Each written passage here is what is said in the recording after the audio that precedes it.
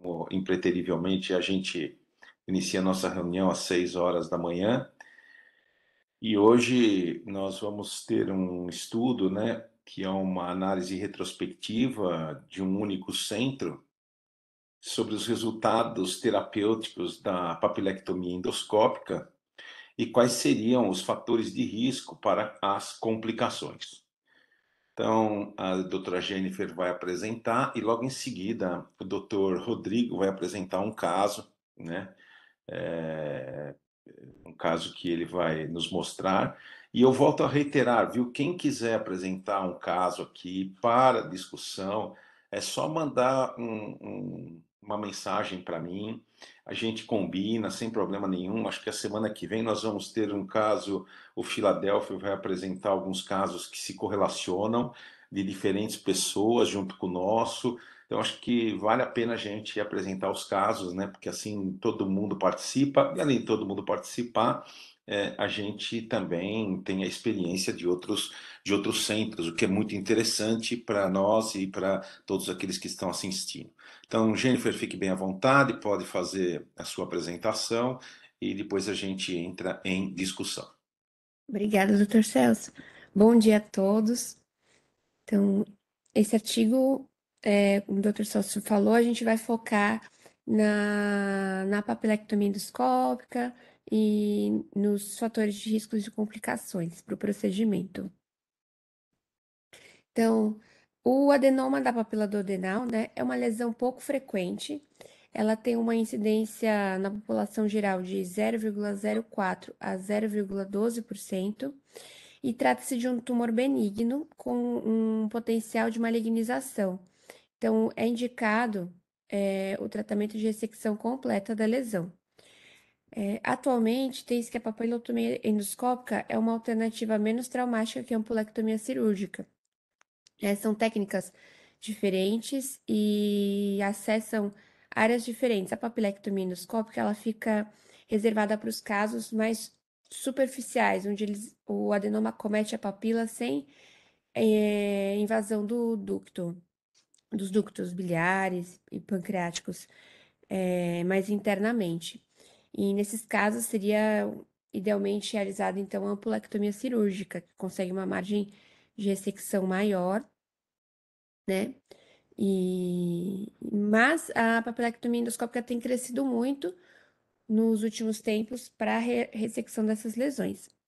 Elas são associadas, entretanto, a uma alta taxa de complicações após o procedimento, né? Gira em torno de 8 a 35% na literatura. Entre eles, a pancreatite e os sangramentos são os mais frequentes, seguidos de perfuração, colangite e síndrome de disfunção múltipla de órgãos, que foi considerado a partir de disfunção de 2 órgãos. O objetivo desse estudo, então, foi avaliar retrospectivamente a segurança do procedimento e identificar fatores de riscos de complicações após a papilectomia endoscópica, usando uma análise univariada, seguida de multivariada, em um centro de alta complexidade. Então, é um estudo retrospectivo, foi observacional, utilizando dados de pacientes submetidos à papilectomia entre 2016 e 2019 do Hospital Geral PLA na China. O N foi de 76 pacientes no final. Foram incluídos pacientes com lesões de papila ressecadas endoscopicamente, menores que 5 centímetros, com dados de prontuário completo. E foram excluídos pacientes apresentando lesões malignizadas e com dados de prontuário incompleto. Na amostra, todos os procedimentos foram realizados por endoscopistas experientes em CPRE com pelo menos 10 anos de CPRE. E dos dados analisados foram os relacionados ao paciente, incluíam a idade, o gênero, a queixa principal e sintoma e o laudo histológico. E dos relacionados ao procedimento, a injeção submucosa, né, se foi realizada em monobloco, em PCMIL, o uso de stent e a realização de pancreatografia, a realização de esfincterotomia, hemostasia e alguma outra peculiaridade do procedimento. Dos dados relacionados ao pós-operatório, foi observados sintomas, complicações e a indicação de novos procedimentos. Então, aqui é uma foto que ilustra um pouco de todas as técnicas utilizadas, né? O adenoma de papila, aqui realizada a injeção submucosa, que não foi realizada em todos os casos, que era feita com injeção salina e adrenalina. A pega da lesão, realização da papilectomia, realização da cateterização do ducto biliar, colocação de prótese e hemostasia quando necessário, realizada com clips e com spray selante hemostático. Foram considerados pancreatites quando o paciente apresentava um aumento de 3 vezes o valor da amilase mais dor abdominal, o sangramento quando apresentava uma queda progressiva da hemoglobina após o procedimento ou se apresentava algum sinal de sangramento ativo detectado após a ressecção ou no follow-up. E perfuração, quando havia um pequeno extravasamento ou perfuração confirmada, observados em endoscopia controle, tomografia ou ultrassom. As complicações foram graduadas de acordo com critérios de Koch. Da análise estatística, foram então analisados os fatores de risco para complicações, separados em 12 variáveis. Foi realizada uma análise univariada inicial, com os dados categóricos foram estudados com o teste Q quadrado e Fischer quando necessário, e de medidas com teste Student ou Welch. Os dados que tiveram, as análises que tiveram um P menor que 0,1% ou 0,1 na análise univariada, foram submetidos ao modelo de regressão logística múltipla, para identificar os fatores de riscos independentes para complicação após a papilectomia, sendo considerados estatisticamente relevante com um P menor que 0,05. Foi utilizado o software SPSS Statistics 19.0 da IBM. E aqui dos resultados, né? As características gerais dos pacientes. A idade média foi de 58,4 anos, com mais ou menos 12 anos, variou de 26 a 88. O sexo feminino teve uma prevalência de 47,5%. Os achados incidentais, pacientes assintomáticos, foram de 39,5%, e os sintomas mais comuns, a dor abdominal, foi a dor abdominal ou distensão, com 32,9%, seguida de icterícia, encontrada em 10,5% dos casos, colangite em 7,9% e pancreatite em 6,6%. Das características da lesão, o tumor variou em tamanho em centímetro cúbico de 4,48, mais ou menos 5,47, variando de 0,6 a 28. A dilatação de ducto biliar foi vista em 37,5% da amostra e do ducto pancreático de 18% da amostra. Foram dos tipos histológicos encontrados, 46,1% eram adenoma sem displasia, seguido de 36,8% de displasia, adenomas associados à displasia de alto grau, in situ, e 14,5% com displasias de baixo grau. Da amostra também foram obtidos 2,63% de tumores neuroendócrinos. Do procedimento, a injeção submucosa foi realizada em 17,1% dos casos e foi indicada quando o endoscopista julgasse necessário, por exemplo, umas lesões mais esquirrosas, um padrão mais lateralizado, né, era considerado indicado ou quando julgasse mesmo necessário para o procedimento. O tipo de ressecção, a maioria foi em blocos, 80,3%, e em piscimio de 19,7%.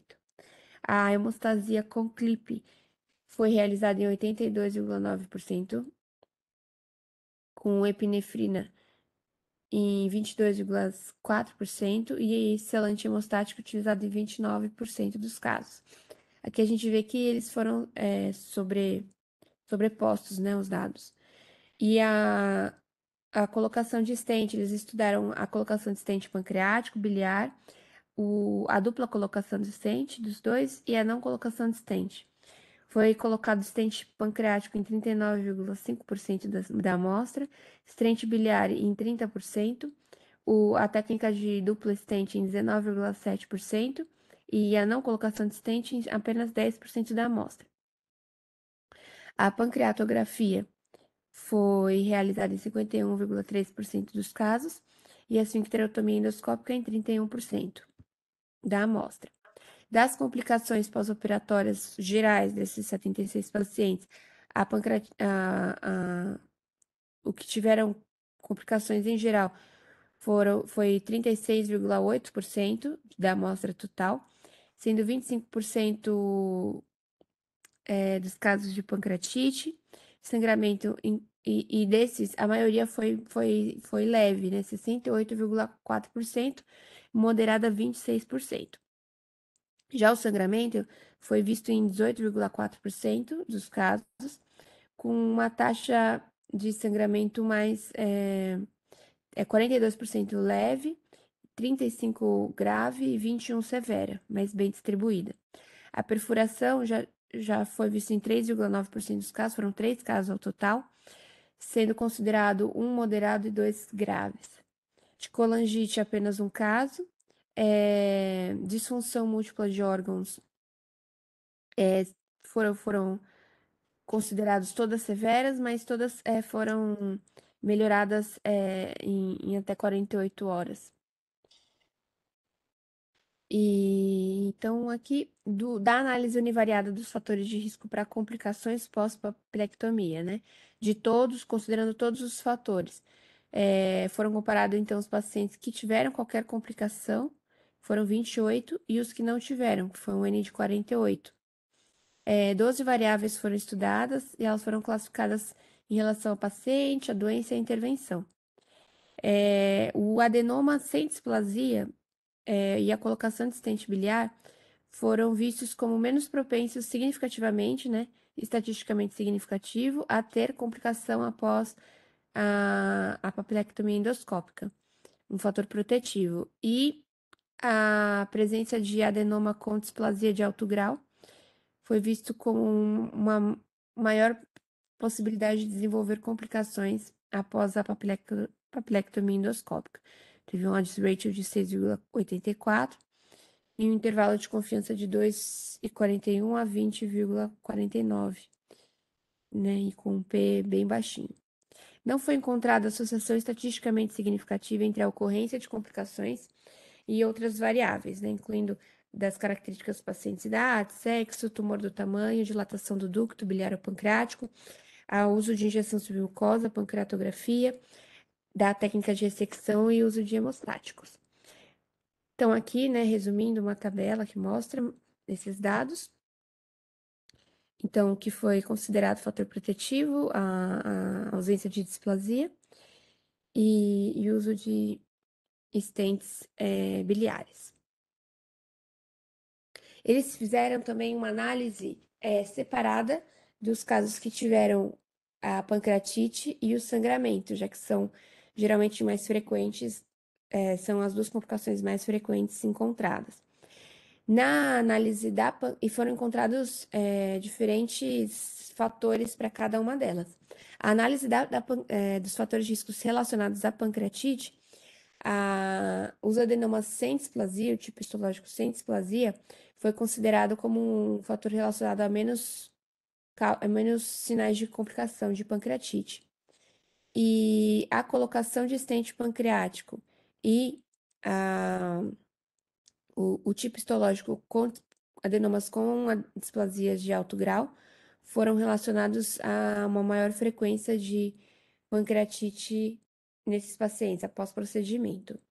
Do mesmo jeito, no sangramento, avaliando o sangramento após os procedimentos, foi encontrado os adenomas com displasia de alto grau também como um agente relacionado, né, a mais complicações, a mais sangramentos, sendo que técnicas hemostáticas como o uso de selante e a presença de stent biliar foram considerados fatores protetivos, né? Diminuíram, acho, significativamente o risco de sangramento, com um P de 0,007 do stent biliar e do selante hemostático de 0,05.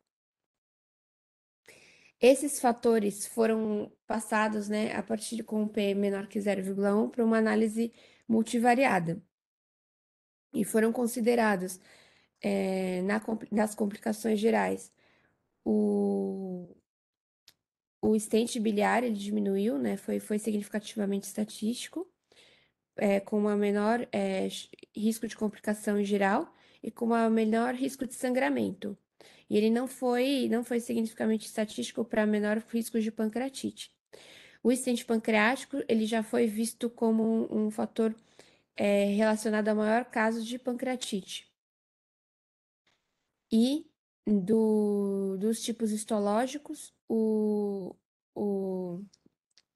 os adenomas com displasia de alto grau, eles foram significativamente relacionados a todas as complicações, tanto em geral, como a pancreatite, como ao sangramento.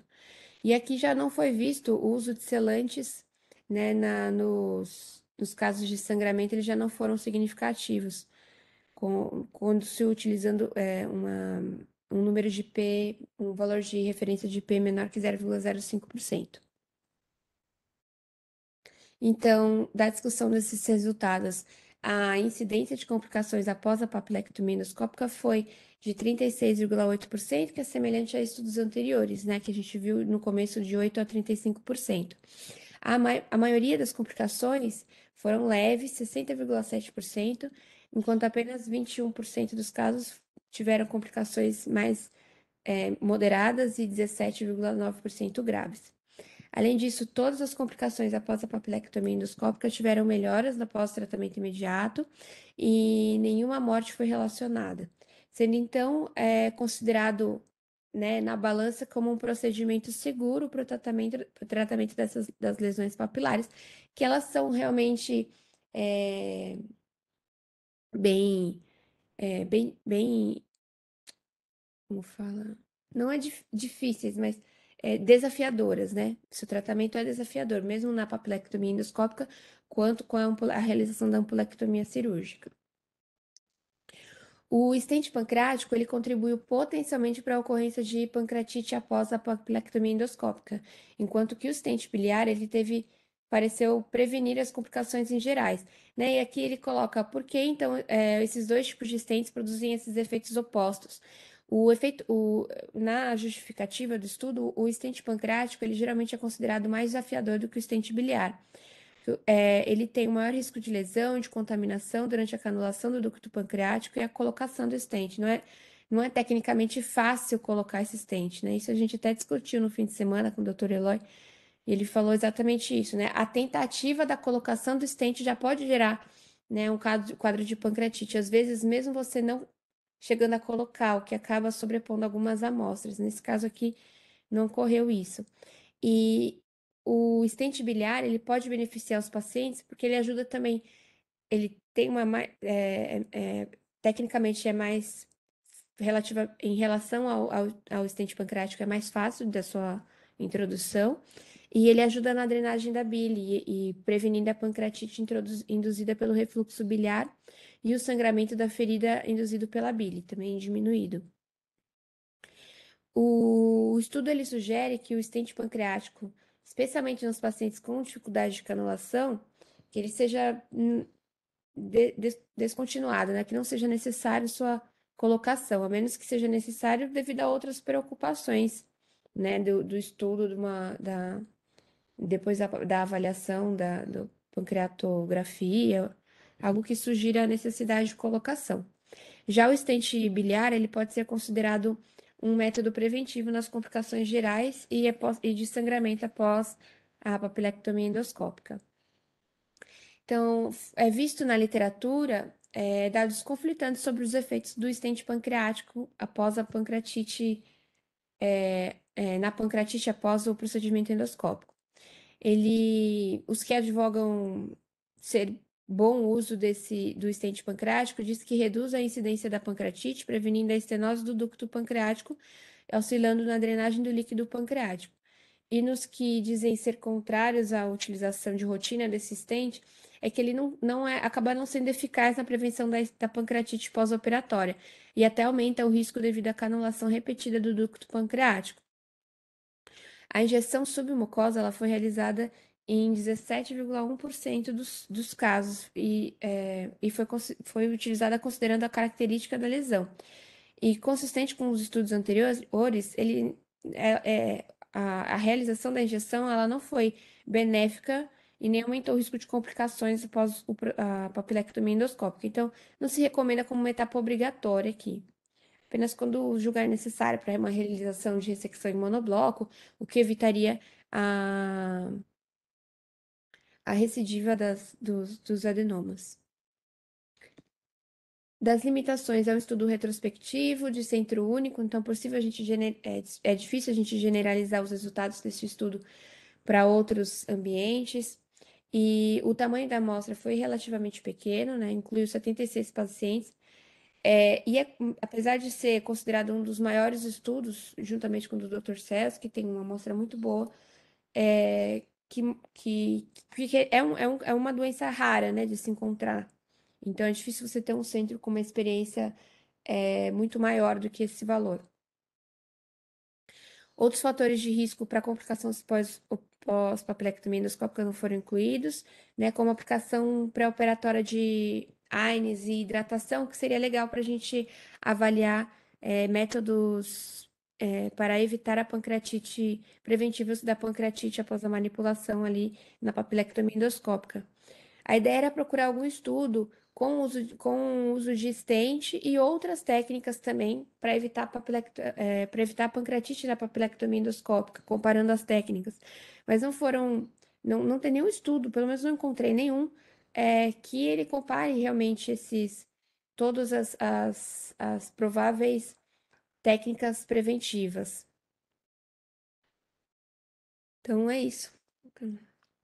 Obrigado, Jennifer. Eu acho que esse trabalho é um trabalho interessante, né, que mostra um pouquinho da nossa experiência, né, que também foi a mesma. A gente só não, eu acho que esse trabalho trouxe para mim uma informação nova, né, de que a colocação do stent biliar pode ajudar, né, pelo menos parece que é uma tendência em relação às complicações. Mas nós já no nosso serviço, nosso grupo, já há muito tempo, né, já sabe que realmente a implantação da prótese pancreática em, após a papilectomia endoscópica não é nenhuma vantagem, né? E como esse trabalho concluiu, leva inclusive à ocorrência de pancreatite aguda, porque a gente percebe que a maioria dos pacientes, né, desse trabalho foram submetidos à inserção, à implantação de prótese plástica profilática. Mas eu queria ouvir os comentários do Eloy, né? O Eloy tem um trabalho, né, publicado a respeito disso, um trabalho que tem praticamente o mesmo número de pacientes do que esse trabalho. Eu queria saber quais são as considerações dele, né, sobre esse trabalho, porque eu acho que a partir daí a gente pode começar a discutir com uma abordagem um pouco melhor. Eloy, Eu acho que ele caiu. o Eloy, acho que ele desligou o coisa, né? Fugiu, Vou fugiu da tentar ligar raia. para ele. Bom, eu queria abrir a discussão. Quem quiser fazer algum comentário, por favor, fique bem à vontade. Bom dia. Bom dia, quem fala? Doutor Celso, é a Bruna, do 9 de Oi, julho. Bruna, Tudo tudo bem? bem? Tudo bem, senhor. Tudo. Doutor, parabéns, Jennifer, pela sua apresentação. Muito boa essa aula. Eu queria tirar uma dúvida, na verdade, né? É uma dúvida sobre técnica. Eu queria saber do senhor se é feito, a cateterização antes do procedimento ou se isso pode prejudicar na hora da ressecção. Perfeito. Muito boa a sua pergunta. O nosso grupo não cateteriza antes, tá? A gente sempre faz um estudo com colangiopancreatorressonância e nós não fazemos cateterismo antes. nós imaginamos que a injeção na via biliar ou até mesmo no ducto pancreático principal, ela não prejudica o procedimento, né? Mas você, com certeza, efetivamente pode levar a um processo infeccioso dessa região. Não existem relatos na literatura. Agora, na verdade, a gente não faz esse tipo de cateterismo porque isso, por exemplo, uma coisa que a gente também não advoga é a realização de papilotomia endoscópica para inserção de prótese. Então, isso prejudica uma coisa importante que é a ressecção em bloco da lesão. Por isso que a gente não faz, nosso grupo não faz e a tendência nossa é não fazer. A gente, ao invés de usar a colange endoscópica retrógrada para avaliar se o ducto pancreático ou colédoco estão envolvidos, a gente usa sempre antes a ecoendoscopia. E a ecoendoscopia, ela nos deu uma bagagem grande, né, em relação ao que fazer e também a ampliação dessa ressecção. Então, por isso que a gente, né, por exemplo, eu pessoalmente e o nosso grupo, né, o Otávio, o Eloy, né, a gente não faz esse tipo de injeção. Também eu não sei se eles mudaram a conduta, então eu pergunto para eles também, né, o próprio Otávio, eu não sei se o Eloy já entrou aí, não, o Eloy ainda não entrou em relação a esse tipo de procedimento. Certo, Então, eu acabei de obrigada. falar com o Eloy, ele tá tendo dificuldade para reconectar. Ele tá tentando aqui reconectar, daqui a pouco Ah, tá ele bom. Vai falando que a volta. gente está aguardando ele. Tá. Otávio, você quer fazer algum comentário? Você faz colangio antes de fazer uma papilectomia? E o Otávio também não está conseguindo. Raquel, você quer fazer algum comentário? Marcos Bom Clarence? dia, Bom dia, bom Raquel. dia, Celso. Bom, da técnica que eu acho que a dificuldade maior da ampulectomia não é tanto o risco de complicações, embora isso exista, é você fazer uma boa pega na hora da retirada da lesão.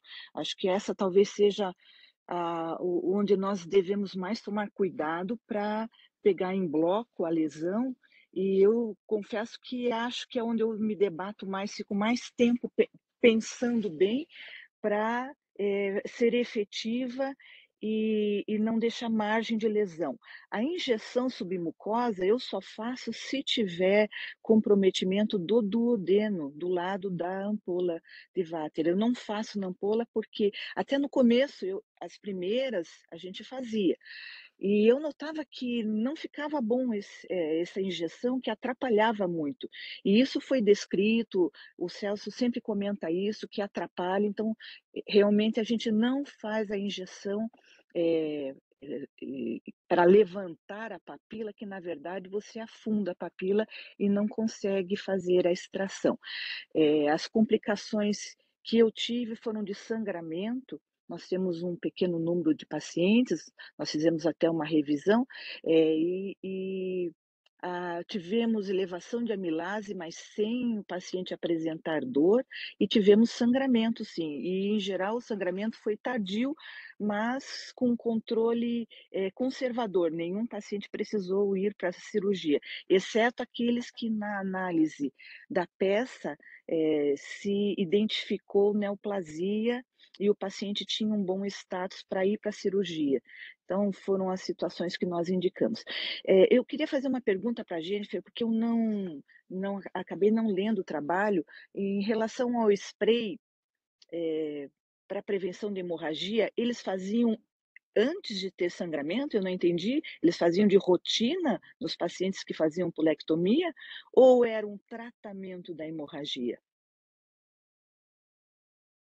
Jennifer? Desculpa.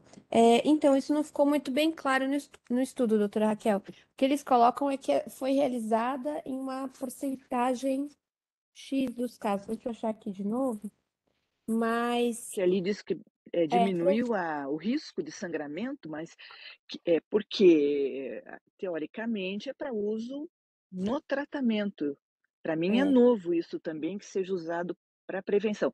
Uma coisa que eu faço é, depois que eu resseco a lesão, eu faço uma lavagem com água fria, eu acho que isso aí diminui um pouquinho o efeito térmico que possa ocorrer sobre o pâncreas. Como eu faço também em mucosectomias amplas, é é instintivo, eu faço isso. E Raquel, bem Doutor, objetivamente, você faz colangio antes da papilectomia e se você coloca prótese plástica preventiva? Não, eu não faço colangio antes, eu também esses pacientes têm que ter uma super avaliação dos canais, biliar e pancreático antes de você ir por ecoendo, eventualmente a resso já nos dá essa definição, mas eu não faço, e não coloco prótese também. Só um pouco de história, em relação à colocação de prótese pancreática, eu lembro que o Jacques Devier, lá do serviço do Cremer, na Bélgica, ele orientava a injeção de azul de metileno no canal pancreático antes da ampulectomia, com o intuito de, depois que retirar a lesão, você identificar para colocar a prótese. Eu me lembro disso. E eu ficava imaginando, puxa vida, mais uma coisa para a gente fazer. Mas isso caiu por terra. Ele mesmo não faz mais isso de injetar azul de metileno para identificar o canal pancreático. Eu não coloco prótese. Perfeito. Oi, Dr. Celso. Oi, fala, Otávio. Bom dia, bom dia. Estava Bom longe do dia. celular, mas agora voltei. Só respondendo a pergunta do senhor e da Bruna, eu acho que o senhor vai concordar comigo. É a única indicação que nosso grupo vê de cateterização pré-procedimento é se o paciente está em colangite. A gente cateteriza para drenar essa via biliar, para esfriar o processo, ou se o paciente não tem diagnóstico ainda da lesão, se é adenoma, ou enfim, se é inflamatório, que não deve ser, óbvio. Enfim, mas se não tem um diagnóstico histológico e o paciente está em colangite, como já aconteceu com a gente, aí sim a gente cateteriza, não faz papilotomia, passa uma prótese plástica para drenar e, num segundo tempo, faz a papilectomia. Mas, em geral, a gente faz direto na primeira abordagem já, né? Mas, às vezes, algum paciente não quer, essas coisas que já aconteceu com a gente uma vez, e aí eu acho que a única indicação de cateterismo pré-procedimento é essa. Nossa, como é bom a gente ter as pessoas que nos assistem, né? Porque realmente agora acabei de lembrar desse caso, Eloy. Acabei de lembrar desse, Otávio. Acabei de lembrar desse caso que realmente o paciente estava em colangite. A gente identificou, né? No momento que a gente foi fazer a colange, a gente identificou um adenoma da papila, né? Uma neoplasia na papila, e realmente a gente não fez papilotomia, muito bem lembrado. Não fizemos Exatamente. papilotomia, não fizemos papilotomia, colocamos a prótese e removemos essa lesão depois, né? Realmente, eu não estava nem lembrando desse caso, né? Realmente, parabéns, parabéns. Eu acho que essa é uma possibilidade de cateterização mesmo, viu, Raquel? É verdade. Depois que o paciente saiu do surto, aí a gente fez a papilectomia. Nesse caso, por exemplo, ele não tinha diagnóstico, ele chegou com colangite e Exato. investigação de icterícia obstrutiva, aí solicitaram para a gente, eu nem lembro se foi CPRE direto ou ecoendoscopia, acho que foi CPRE mesmo, Não e tinha aí a indicado gente CPRE decidiu, mesmo, agora eu lembrei. foi, né? Não sei nem se esse caso não era do Rodrigo também, não me lembro. Não me lembro também não. E aí foi a única vez que a gente cateterizou pré. E aí É veio o isso mesmo. diagnóstico e a gente fez no segundo tempo. Exato. Mais uma Perfeito. vez, Celso, para a gente lembrar que nunca deve dizer nunca. Nunca faça, né? Exatamente. Não, e foi realmente foi um caso agora que ele me fez lembrar, e eu não lembrava desse caso. Foi um caso até não foi tão não faz tanto tempo, né, Otávio? Não faz muito tempo, não. Eu não sei precisar muito, mas Eu acho que também não. uns 3 anos, 4 anos, mais ou menos. É relativamente recente, sim. Exato. Beleza. Celso. Acho que o Filadélfio quer falar alguma coisa, ele já ligou a câmera 2 vezes. Fila, seja bem-vindo à Terra Brasilis, né? O Fila vive em Portugal. Estamos por aqui. Escuta, eu acho. Primeiro, eu vi uma nomenclatura aí que eu nunca tinha visto, procurei e continuei não achando, que é o adenoma sem lesão intraepitelial. Quer dizer, eles descreveram isso daí. Bom, fui procurar. Eu imagino, e você viu que é o que mais, é a lesão que eles mais encontraram. Então eu imagino, o que é um adenoma sem lesão intraepitelial? Quer dizer, O adenoma é uma lesão intraepitelial. Então, ou é hiperplásico ou é um amartoma, tá certo? Então, eu acho que a gente tem que pensar nisso. Agora, eu fiquei pensando, vocês falando aí de cateterizar antes, e eu acho que a gente falha numa história aí nas papilectomias, que é indicar para o patologista onde está o ducto, na base da ressecção. Porque se a gente sabe que o adenoma, mesmo de baixo grau, costuma caminhar de forma superficial, vamos comparar um lateral spread intraductal, né? Se ele caminha dessa forma, seria uma coisa importante de a gente avaliar. E se o corte na macroscopia não passar pelo ducto, vai ficar um laudo inconclusivo se a lesão caminhou ou não pelo ducto, tá certo? É uma forma de, inclusive, avaliar a margem. Então, eu acho que da mesma forma que a gente estica bem o espécime nas mucosectomias de cólon e estômago, talvez a gente devesse criar essa atenção às papilectomias, né? Porque no que você jogou no formol, toda a muscular da mucosa vai contrair, o patologista vai receber uma bolinha. Então, a chance dele avaliar mal essa ressecção é grande, não? Então, Perfeito. eu estou trocando uma ideia com vocês de a gente começar a pensar de como encaminhar isso daí. Quer dizer, de alguma forma, essa base de ressecção e a margem do ducto, acho que precisaria ser avaliada, não? Perfeito, Fila. Eu acho que isso é um aprendizado para a gente, né? Para todo mundo que for fazer a papilectomia, de fazer exatamente isso, né? Às vezes, algumas peças é possível fazer. Eu já tive casos de peça que a gente coloca até o indicador, tanto do ducto pancreático quanto do colédoco. Às vezes aparece até na região posterior, né? Mas algumas também não é possível, é bem difícil. Eu acho que, como existe muita musculatura ali, acho que colocar no Buscopan antes de ir para o formol, acho que é importante. Vale Você a pena. relaxa toda essa musculatura lisa, estica a peça de alguma forma e, se conseguir, de alguma forma, marcar onde está o ducto, eu acho que vai ser uma coisa importante. Perfeito. Como está ganhando, claro, cada vez mais vocês estão fazendo mais esse procedimento, né? Então, Sim, eu com acho que certeza. ele merece essa resposta mais adequada, né? Senão a resposta é fraca, né? Perfeito. Muito bem. O Eloy acho que agora se conectou, Eloy. Se você Celso, quiser falar, fazer alguns comentários a respeito do trabalho, comparar com o seu trabalho, acho que vale a pena. ô Celso, Humberto, deixa o Eloy falar. Assim que ele terminar, aí a gente entra com a discussão, porque o Eloy estava tentando entrar. o que eu queria só jogar uma coisa do trabalho que eu acho que vai ser bom para ele comentar.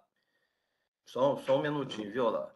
Que eu acho o seguinte, eles correlacionaram aqui a taxa de complicações com o tipo histológico, mas não correlacionaram com o tamanho da lesão. Houve mais complicação de acordo com a lesão mais avançada, mas isso foi por conta do tamanho?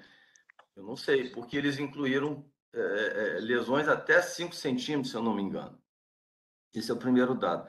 E outro dado, Eloy, que eu queria que você comentasse, é o seguinte: eles colocaram que a colocação de prótese biliar diminuiria o refluxo para o ducto pancreático e, consequentemente, a pancreatite. Eu não consigo entender que quando você faz a papilectomia, você já separa os ductos. Então, por onde vai ter esse refluxo? Então, são esses dois pontos de observação aqui, tá? Desculpa aí, Eloy. Não, sem problema. Eloy, liga o seu microfone.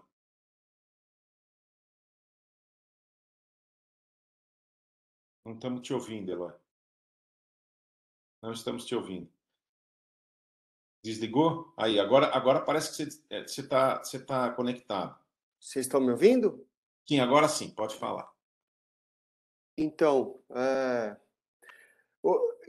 assim, eu não tive oportunidade de ler o artigo, mas pela exposição aí da Jennifer, a grande dificuldade da papilectomia, né? A gente vê que os casos são muito heterogêneos, não na apresentação da lesão, mas na forma de ressecção. E isso fica muito difícil de você avaliar, né? Começa a ter muita variável na técnica de ressecção, com injeção, com prótese biliar, com prótese pancreática, e tudo isso é colocado junto da análise estatística e complica para a gente fazer uma boa análise. Então, é difícil você ter uma série igual a nossa, assim, que seguiu todos os mesmos preceitos, a mesma técnica de ressecção, com uma ou outra variação só. Mas o ponto que ele até conclui é em relação à prótese pancreática, né? Que protege, na verdade, não é a prótese que protege, é a tentativa de colocar, a tentativa frustra de colocar é que dá pancreatite. Isso se eu não me engano, eles chegaram a tocar na discussão, né? Mas eu acho que.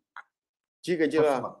Pode falar. Eu ia mudar um pouco de assunto com o que o Fila comentou. Pode falar. Porque ele comentou de reparar os ductos biliar e pancreático, e eu acho isso interessante. E eu já perguntei para alguns patologistas por conta do estadiamento japonês, né? Porque o estadiamento japonês leva em conta o acometimento ou não do esfíncter, né? Isso aí você tem uma diferença, por exemplo, as lesões que acometem o esfíncter têm um prognóstico pior, e realmente faz sentido, uma vez que o esfíncter é a derivação da muscular própria. Só que eu já comentei com alguns patologistas e eles falam que é muito difícil a gente identificar. Se a gente reparar esses ductos com algum fio guia, alguma coisa, será que ficaria mais fácil? Claro, não. Claro, é isso aí. Tá? Exato. Perfeito. Porque aí o corte histológico passa pelo fio guia. Perfeito, é isso aí. Já vou começar a mudar minha preparação da peça. Só Porque a gente tem que... combina com os alemães antes. Isso é verdade. Isso é verdade. Mas a gente também tem que olhar o nosso lado, né, Fila? Eu tenho que melhorar o que eu mando para os alemães, né? Não, então, o alemão precisa estar preparado para te dar essa resposta. Exato. Isso você está citando a escola japonesa, mas assim, é uma coisa tão óbvia, né? Se a gente sabe que a lesão progride pelos ductos, como é que você não vai responder isso? É verdade. Não, eu também gostei muito dessa. Achei muito simpática essa ideia. Realmente, uma ideia que nunca me ocorreu. E eu, agora em novembro, eu sei que eu tenho um paciente que eu vou fazer uma papilectomia. E eu vou fazer isso. Eu vou realmente mudar a minha conduta, que eu nunca tinha nem sequer imaginado, né? É realmente uma coisa bem interessante mesmo de se fazer. Eu realmente gostei bastante mesmo dessa ideia. Mas, Fila, só em relação aos alemães, eu percebi uma mudança grande, viu, de receptividade, tá? Eu tenho percebido que o pessoal está mais aberto à opinião, a revisar as coisas. Eu notei uma melhora importante, viu? Não é possível você separar as coisas, não é? Olha, esta é a minha parte, aquela parte são absolutamente conexas as atividades, as especialidades, quer dizer, você de jeito nenhum poderia separar. Então, na medida em que cada um dos especialistas se nega a entender o que o outro está fazendo, quer dizer, ele é uma forma amputada de trabalhar, não é? Exato. Perfeito. Exato. Acho que o Marcos quer falar alguma coisa. Marcos Clarence. Olá, bom dia a todos. Pegando esse gancho aí do professor Fila e do Eloy, assim, um ponto importante é você tentar definir se existe envolvimento, se existe uma penetração maior da lesão em direção aos ductos, né? É claro que o estudo da superfície já pode sinalizar isso, né? Se tiver uma lesão deprimida, uma pequena úlcera, isso pode dar uma sinalização. Às vezes é difícil, mesmo com o uso da CPRM, e às vezes utilizando a ectodoscopia, que ajuda muito, né? Às vezes você tem dificuldade. E isso tem a ver com o que o professor Fila falou, entregar a peça ao patologista, né, da melhor maneira possível. Então, cada vez mais a gente coloca na cabeça dos residentes, né, que não é só tirar a peça, é preparar a peça, né, o espécime, para mandar para o patologista. Às vezes, assim, esticar a peça, né, quantas vezes você recebe a peça, né, professor Fila, sem a peça estar esticada.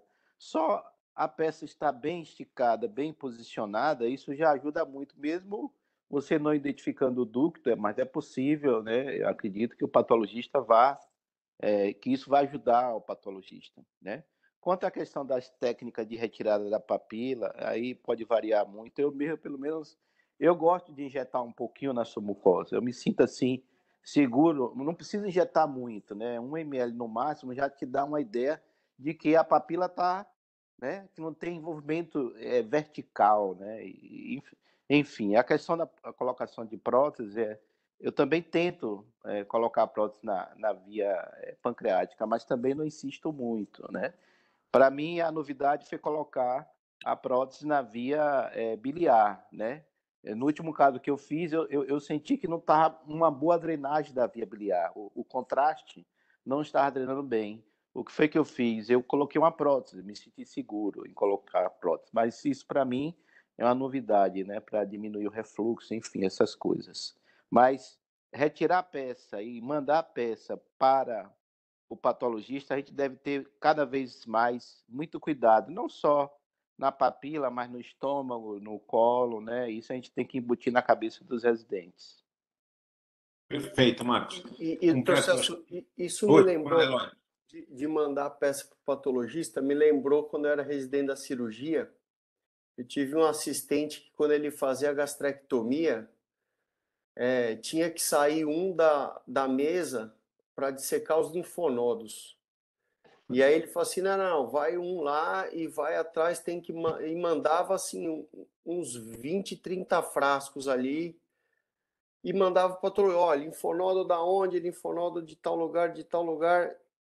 E aí não tinha erro, porque já mandava preparado para o patologista, em vez de mandar aquele negócio todo no formol, e o patologista ter que ficar caçando um por um. Exatamente, é isso mesmo. Bom, isso é padrão Japão, né?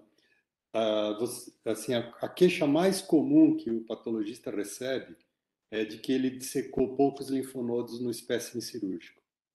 Então, e aí você acabou de colocar o porquê. Quer dizer, a formação topográfica, né, é do cirurgião. Ele sabe onde estão os linfonodos, em que cadeia está. Ele tem todos os parâmetros anatômicos para encontrar o linfonodo.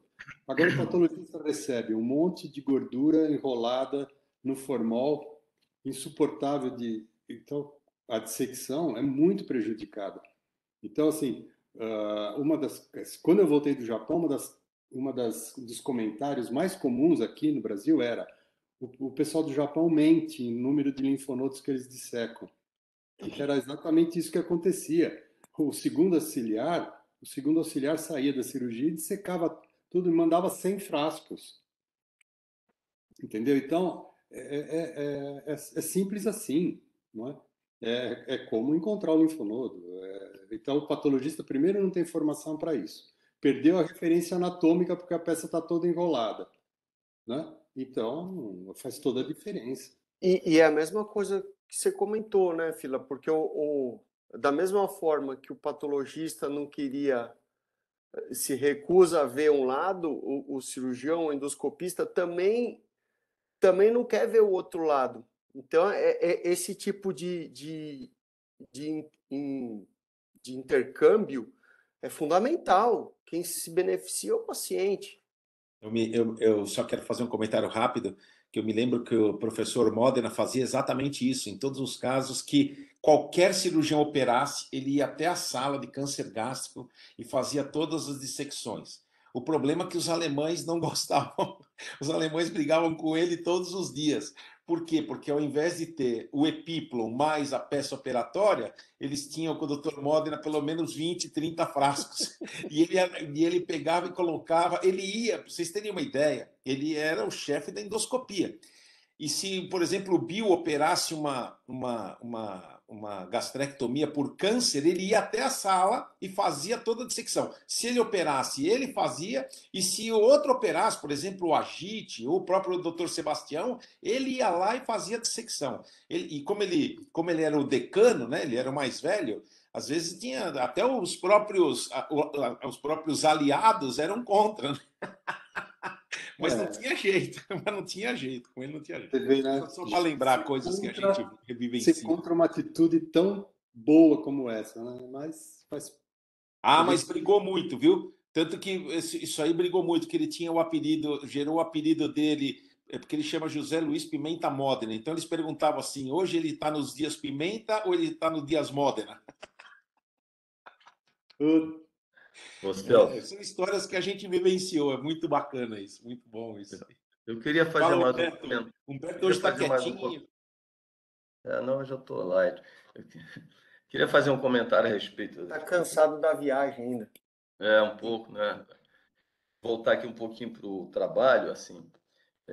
A gente não tem critérios de ressecabilidade, né? Então, se não foi feita ecoendoscopia, não fizeram uma correlação da pancreatite com os casos que fizeram a pancreatografia. Por que fizeram pancreatografia? Foi para ver a invasão do ducto.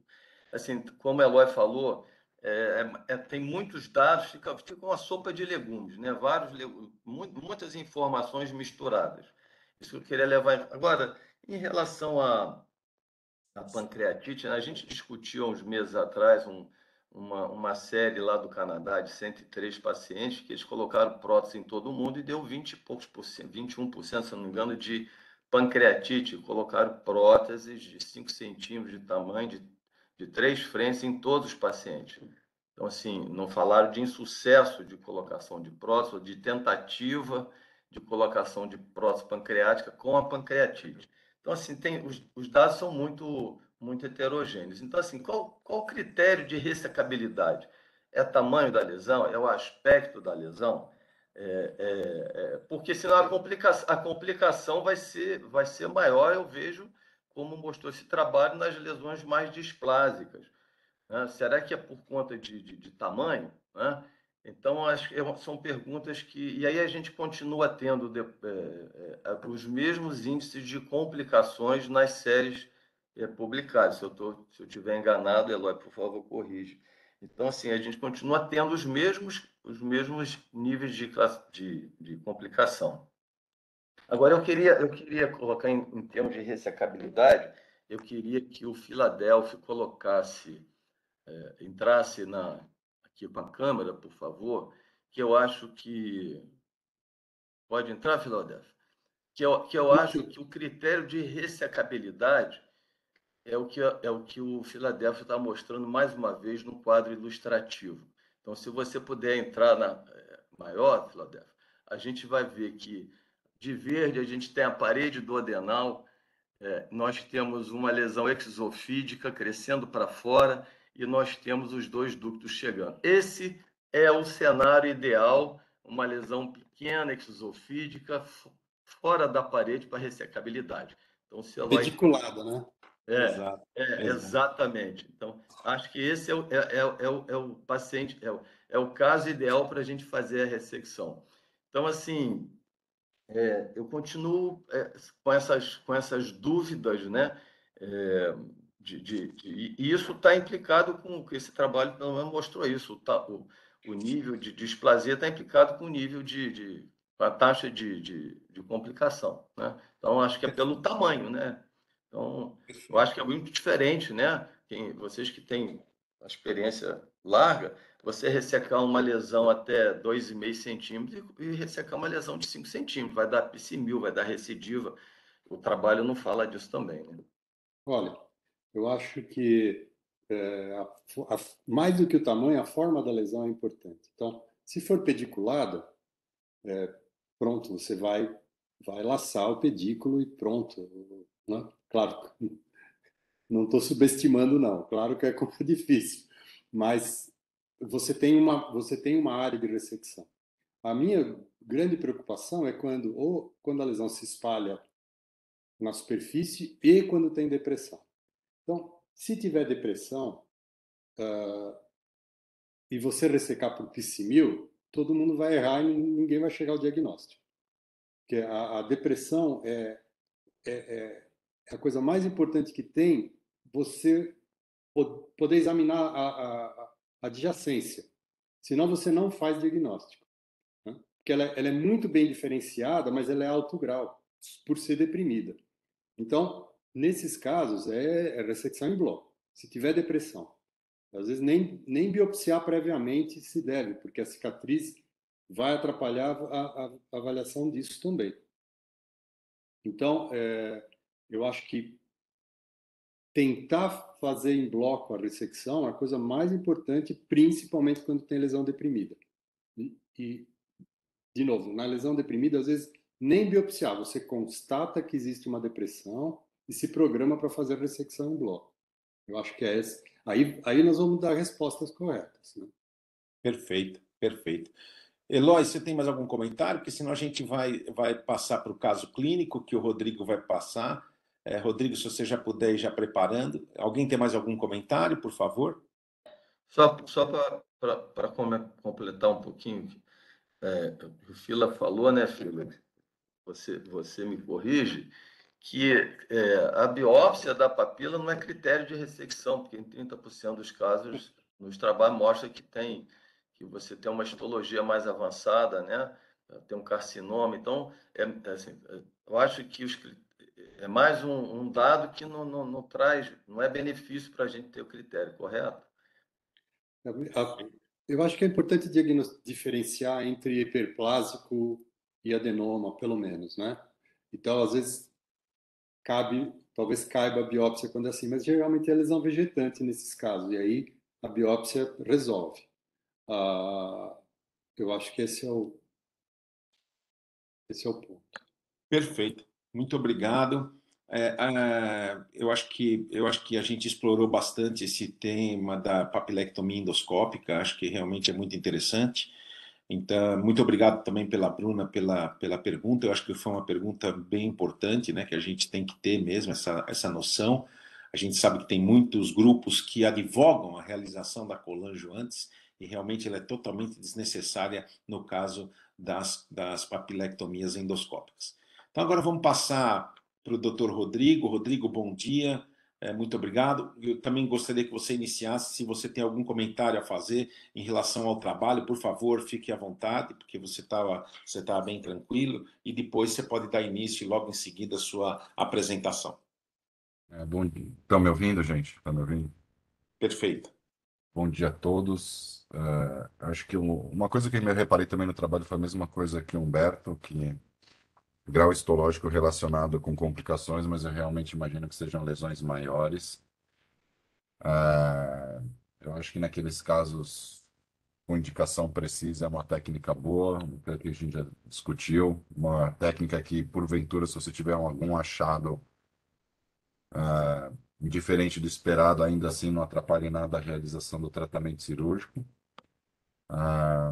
Eu acho que é uma técnica com menos repercussões a longo prazo do paciente do que, por exemplo, quando se pensa numa duodenopancreatectomia, praticamente sem mortalidade, com uma taxa de complicações, uma morbidade, vamos dizer assim, aceitável frente aos procedimentos operatórios. Então, acho que essa é uma tecnologia bacana que está evoluindo.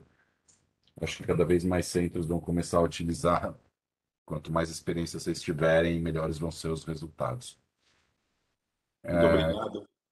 Tinha conversado com o professor Ardengue e a ideia era mostrar aqui um caso que a gente tratou, mais pela curiosidade do diagnóstico e da conduta frente a esse diagnóstico, e, claro, aberto depois da discussão. Eu vou começar o vídeo, Ardengue, se você puder só me dar um feedback se está com o som, com o áudio da apresentação, tá? Eu te falo. Vai lá, vamos lá. Apresentamos a realização de uma duodenopancreatectomia robótica para o tratamento cística serosa da cabeça do pâncreas. Só precisa aumentar um pouco, Rodrigo. Das neoplasias pancreáticas. 60% dos pacientes são assintomáticos. Elas ocorrem mais em mulheres, na faixa etária dos 50 a 70 anos de idade. Geralmente o diagnóstico é feito de forma incidental. Como a malignização dessas neoplasias é rara, apenas em 0,8 a 3% dos casos, a cirurgia é reservada geralmente para pacientes sintomáticos ou por aqueles que apresentam compressão de estruturas vizinhas.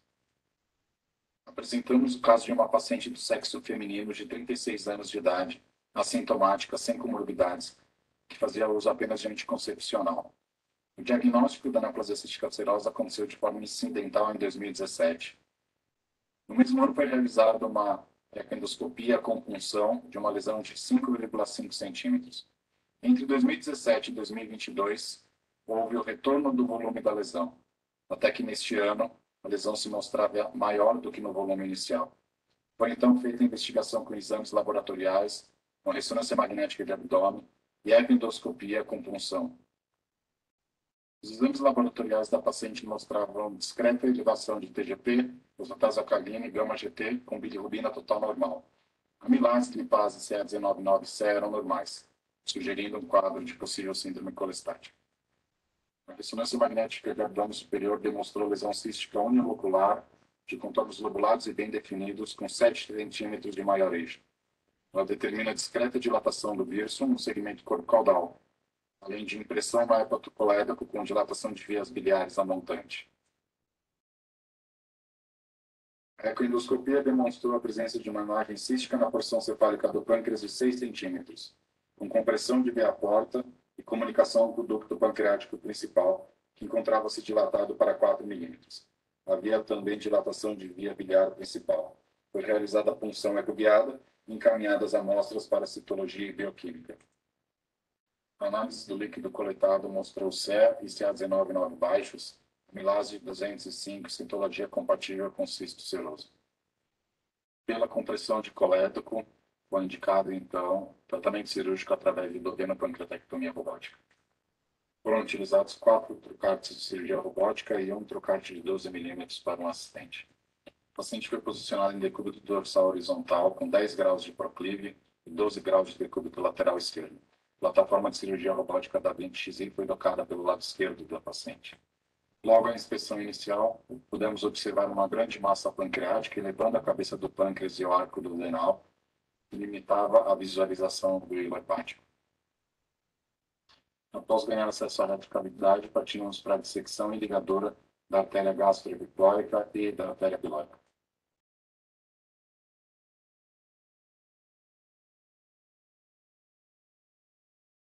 Realizamos então a transecção do adenal com um grampeador endoscópico 1 a 2 centímetros abaixo do piloro. Realizamos então a dissecção e ligadura da artéria gastroadenal. E já aproveitamos esse tempo cirúrgico para dissecar a veia porta junto ao platô pancreático superior.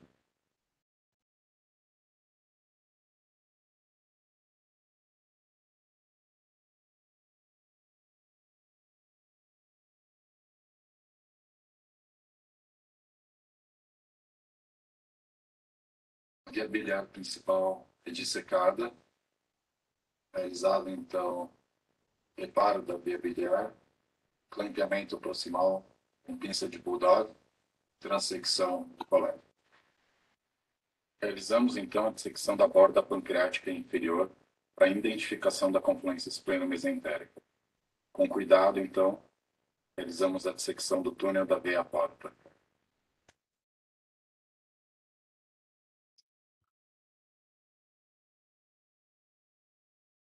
O corpo do pâncreas é então reparado com fita cardíaca.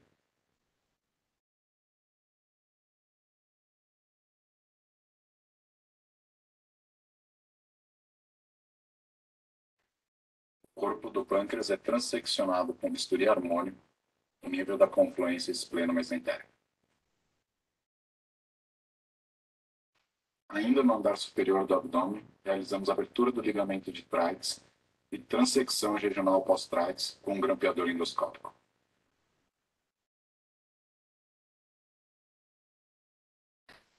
Partimos então para a liberação final da peça, utilizando Hemolox para a ligadura da artéria pancreática inferior e, com isso, também completando a fase de ressecção. Aspecto final pós-ressecção.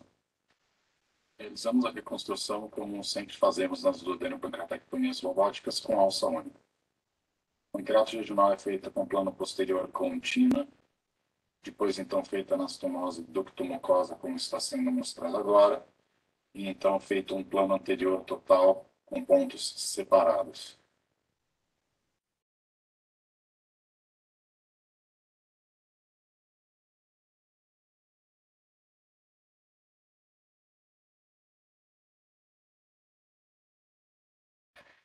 A biodigestiva é realizada a cerca de 20 centímetros da pancreate jejunal, utilizando fio de sutura PDS com sutura contínua.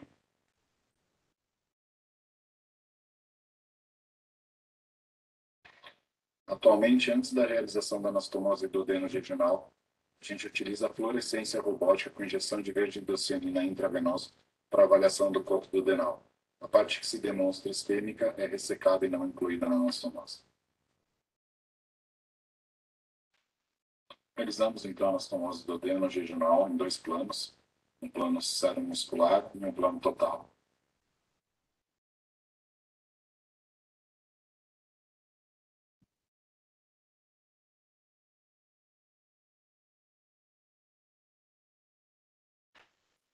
Aqui ressecamos parte do corpo duodenal que vimos que havia baixa perfusão durante a avaliação por fluorescência.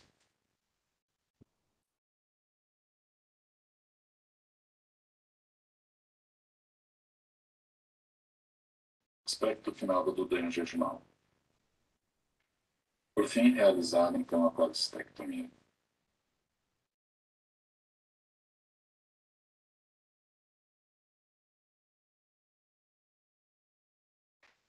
Peça é retirada dentro de saco plástico através de prolongamento da incisão umbilical. Aspecto final do procedimento com utilização de 2 drenos. O tempo cirúrgico foi de 7 horas, com sangramento estimado de 50 ml. Pós-operatório transcorreu sem intercorrências, a paciente recebeu alta no 8º dia após a cirurgia. 2 semanas após a cirurgia, as enzimas estavam normais, tanto hepatocelulares quanto caniculares e pancreáticas. A anatomia patológica confirmou um cistoadenoma seroso não invasivo de 6,5 centímetros na forma macrocística ou ligocística. Todas as margens cirúrgicas foram livres de neoplasia. A amostragem linfonodal de 17 linfonodos, todos apresentavam histologia normal. Muito obrigado. Perfeito, Rodrigo. Parabéns pelo caso. Acho que é um caso bem elucidativo, né?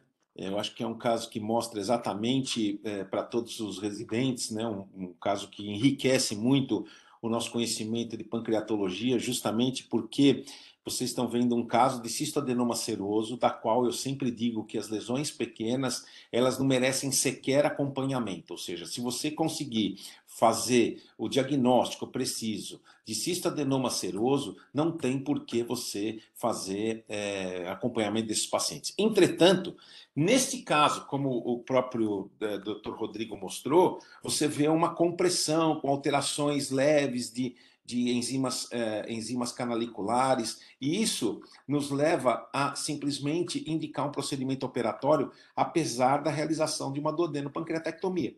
Então, aqui vocês estão vendo a indicação perfeita do procedimento operatório. E mais, vocês estão vendo uma duodenopancreatectomia robótica, gente, feita por um expert que realmente tem grande experiência em relação a esse tipo de procedimento.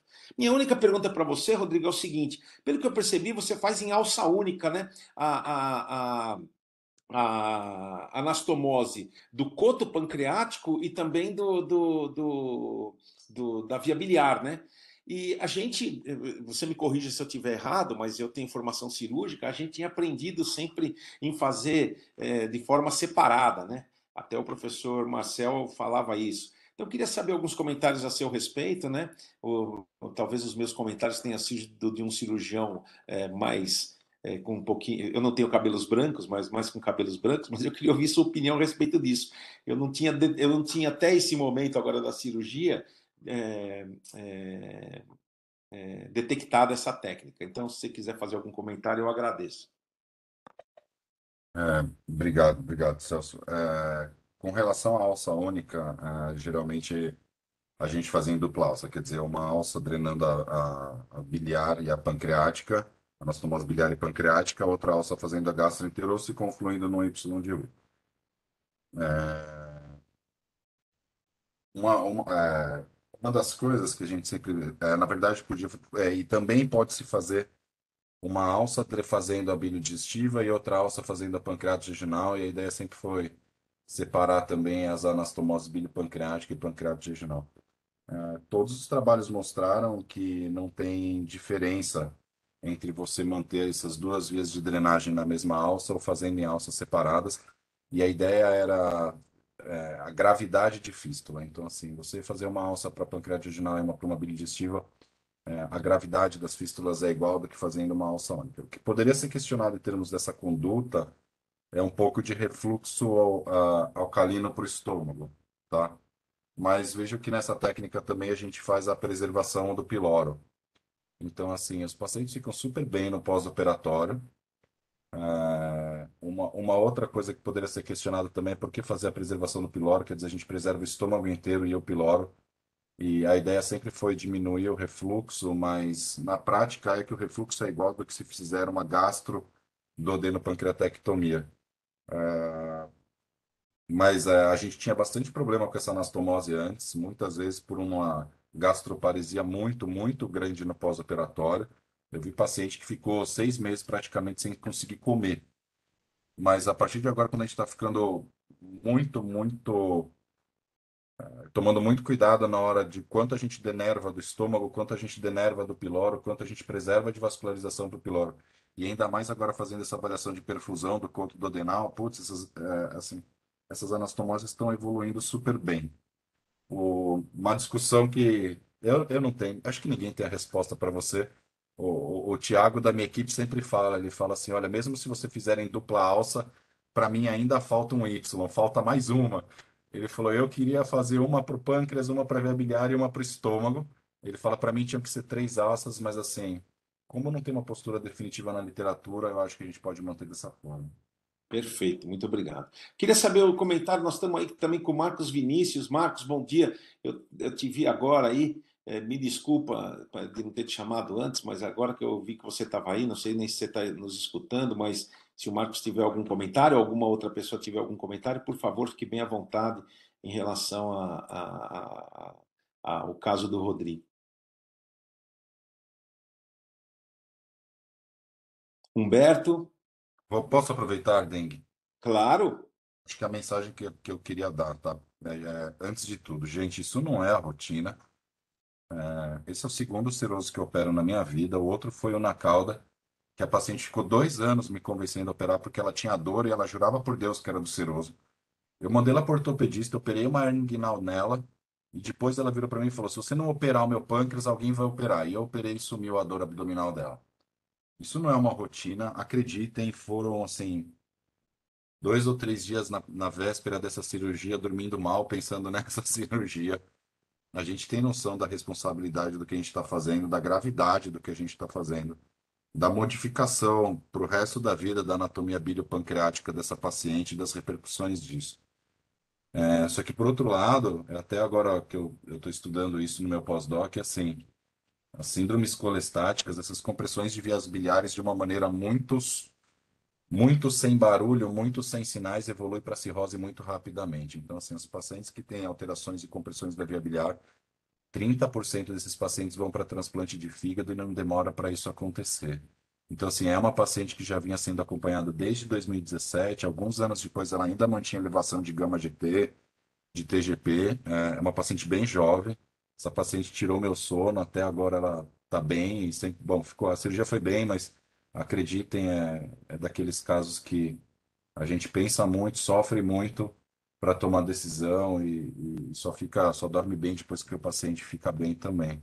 Não é nossa rotina e é indicado com muita parcimônia esse tipo de conduta. Beleza. Celso, Humberto, você tem. Vamos lá. posso falar? Claro, claro, Marcão. Celso, eu tenho um caso parecidíssimo com esse. Nas mesas redondas que se faz aqui na nossa região, para falar sobre cirurgia do cisto seroso, eles falam que eu sou cirurgião com alma de clínico, que não gosto de operar. Eu tenho um caso muito parecido. Esse caso, em questão do que o Rodrigo apresentou, você nota que é um cisto seroso, mas que tem uma loja principal muito grande, certo? Essa loja principal que está comprimindo o colédoco. Eu tenho um caso, uma paciente que faz 18 anos que eu acompanho ela. Ela chegou com a colangite, tá? Um cisto muito grande. Eu fiz a punção, tirei 100 e tantos ml de líquido de uma loja maior. Essa paciente melhorou muito e sumiu. 3 anos depois, ela voltou de novo, não com colangite, mas com sinais de colestase. O colega pediu que eu fizesse nova punção. Então, essa paciente, hoje é minha amiga, família é minha amiga, eu já fiz umas 6 punções nela. Ela se negava a fazer a duodenopancreatectomia. Ela mora numa cidade a 100 e poucos quilômetros de Goiânia. Ela me liga dizendo: doutor, está começando a ruinzeira. Ruinzeira é quando o colédoco começa a ser comprimido, ela começa a se sentir mal. Ela pega o carrinho com a filha, chega aqui, faz o sistema ambulatorialmente, funciona esse cisto e ela vai embora. Quer dizer, e escapuliu de uma duodenopancreatectomia. Quer dizer, são 18 anos. Eu questiono se será. Linda a técnica do Rodrigo, ver o Rodrigo operar é uma coisa maravilhosa, mas eu questiono se é fazer uma duodenopancreatectomia numa lesão benigna e que você resolve com alguns procedimentos ambulatoriais, inócuos, entendeu? Eu questiono fazer uma duodenopancreatectomia num paciente como esse. Perfeito, muito obrigado por seus comentários. Eu acho que é isso mesmo, né? A gente tem que ter esse meia-culpa, né? E fazer essa avaliação, né? Mas a literatura ainda hoje, né, Marcos, ela indica esse procedimento operatório. Eu também tive um caso muito semelhante ao do Rodrigo, da qual eu também fiz a mesma coisa. Inclusive, eu injetei álcool. Só que essa paciente minha tinha pancreatite aguda, mas devido à idade dela, né, ser muito avançada, ela optou por também não fazer a duodenopancreatectomia, porque a gente pode ter. O Rodrigo deu sorte, né? Acho que por causa dos olhos dele, né, do Rodrigo, os pacientes querem operar, né? Fazem com que ele faça com que ela opera. Eu já tive a oportunidade também de acompanhar uma paciente até de um colega nosso, o Rodrigo conhece, então ele pode até perguntar para ele, o Landolfi, e realmente essa paciente, ela tinha já em torno de uns 70 anos que ela chegou para mim, e eu fiz a biópsia, consegui fazer o diagnóstico de cistoadenoma seroso, e depois ela desenvolveu episódios de pancreatite aguda. Eu aspirei, joguei álcool, diminuí o cisto, e ela nunca mais teve absolutamente nada, ela acabou falecendo de infarto, alguma coisa assim, aos 87, 88 anos de idade.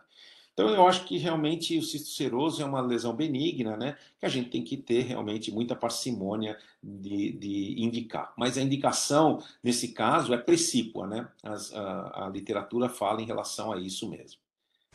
Posso fazer um comentário rápido? Claro, claro. Eu super concordo com você, super concordo com a sua conduta e também super concordo com a decisão da paciente.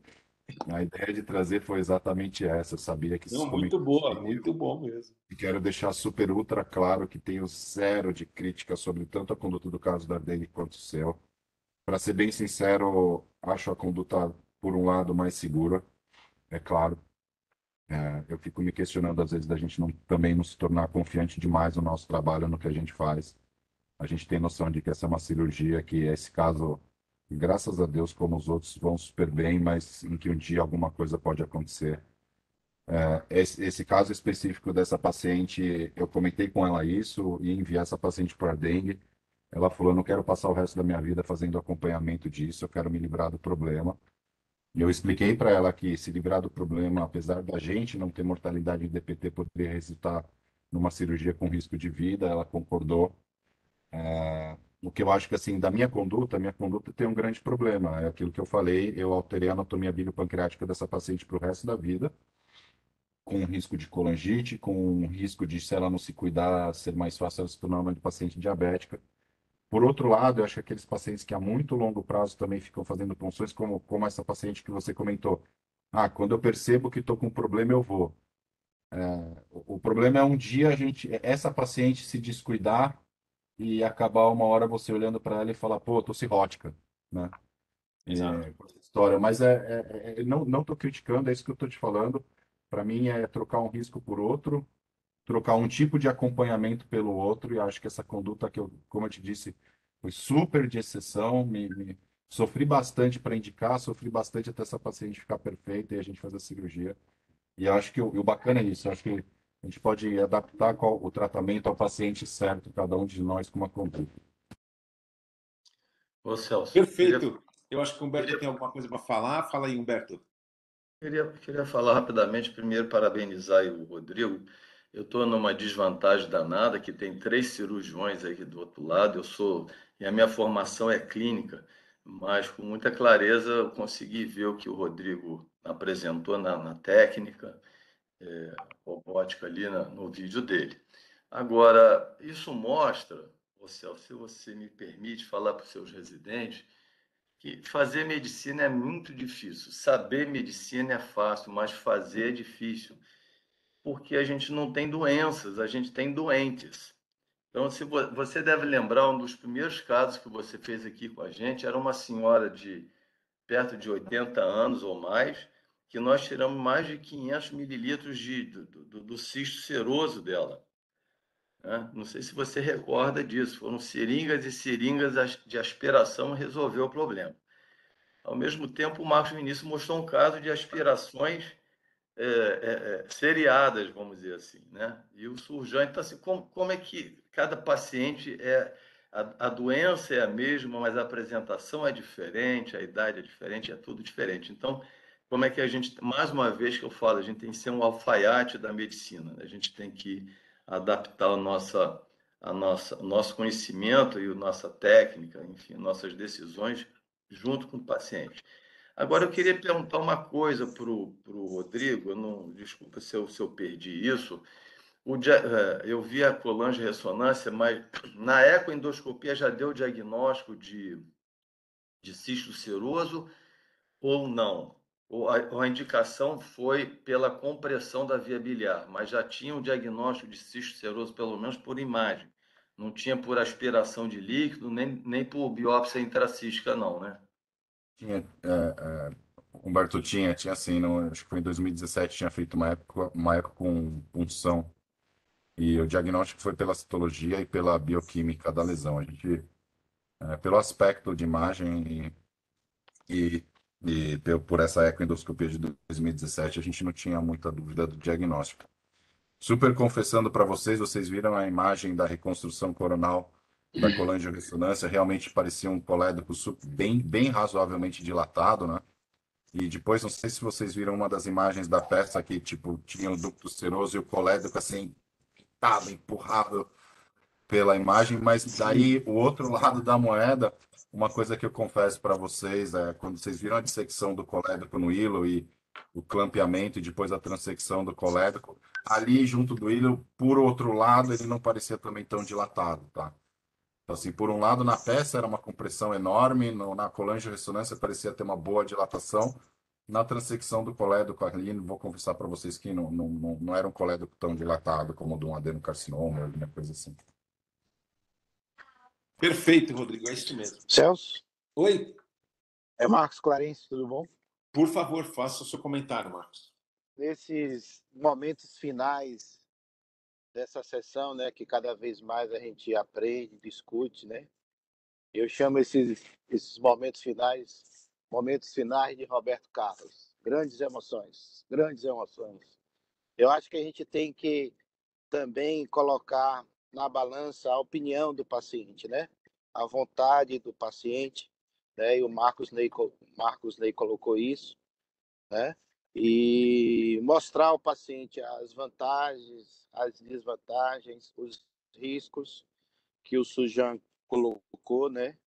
E dar parabéns ao Sujan, que se fosse há 20 anos ou 30 anos atrás, eu acho que eu ia fazer cirurgia robótica, porque a variação de movimentos, né, você sente com os acessórios é formidável. Isso certamente ajuda muito ao cirurgião. E parabéns, não só pela técnica, mas a qualidade de apresentação, viu, Sujano? Um abraço. Pegando o Marcão, gancho no seu comentário, Marcos, eu falo o seguinte, que o Rodrigo está correndo um risco, porque ele fica mostrando essas imagens maravilhosas, né, que são mostradas pelo robô, e a gente vê essas pinças articuladas. Isso aí, eu confesso que me dá uma vontade de fazer uma cirurgia robótica, que não é brinquedo. Porque realmente é muito tranquilo e você não sabe, né? Bom, você sabe, né, Marcão? Ele opera sentadinho, tranquilo, olhando numa telinha. Não é brinquedo, não, viu? É muito tranquilo mesmo. Essa cirurgia É robótica muito bom, é muito facilitou bom. muito a vida do cirurgião. ouvindo o som e ouvindo o som. Só fazer um comentário rapidinho. Antes de tudo, obrigado, Marcos. Bom, tá chegando essas coisas todas aí para vocês em breve, então não precisa ficar com inveja, não, que vocês vão pegar uns robôs muito legais também. Perfeito. Fazer um comentário rápido para vocês. Esses vídeos mostram os momentos mais importantes, não mostram os momentos mais bonitos e, obviamente, não os mais feios. Então, o que vocês viram no campo ali foram os momentos tecnicamente mais importantes e foram exatamente como eles transcorreram. Um dos motivos que eu trouxe esse vídeo, de vez em quando eu trago, é para a gente não ser irresponsável e entender o que a gente faz, entender os riscos envolvidos. Mas, de uma maneira geral, gente, é isso que acontece numa duodenopancreatectomia. Então, assim, quando a gente fala 50 ml de sangramento, é 50 ml de sangramento. Vocês viram o campo o tempo todo. Então, assim, vocês viram o grau de liberdade de articulação das pinças. Então, assim, não é tão difícil assim. Não é uma cirurgia impossível. Bem feita, bem indicada, operada com calma, ou, assim, a gente não espera a mortalidade dessas cirurgias, vai ser a exceção, vai ser um acidente, um infortúnio aí raro.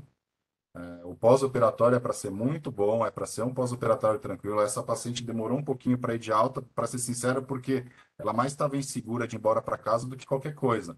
Mas hoje em dia a gente dá alta para duodeno pancreaté no quinto pós-operatório, sexto. Entendeu? Assim, é só uma mensagem também que para quando tem que fazer é para fazer, pessoal, que vai bem, não é tão difícil assim. E esse é o ambiente que vocês encontram uma cirurgia calma, sem sangramento, uma cirurgia tranquila. Muito obrigado, Rodrigo. Bom, como a gente já está praticamente no horário, eu quero agradecer mais uma vez a participação de todos. Espero que na próxima terça-feira todos aí estejam também acordando cedo para que a gente possa fazer a nossa próxima reunião. Mais uma vez, muito obrigado. Uma boa semana a todos e também um bom final de semana. E a gente se vê na próxima terça-feira. Um abraço. Tchau, tchau. Tchau, pessoal. Boa semana. Tchau, tchau. Tchau.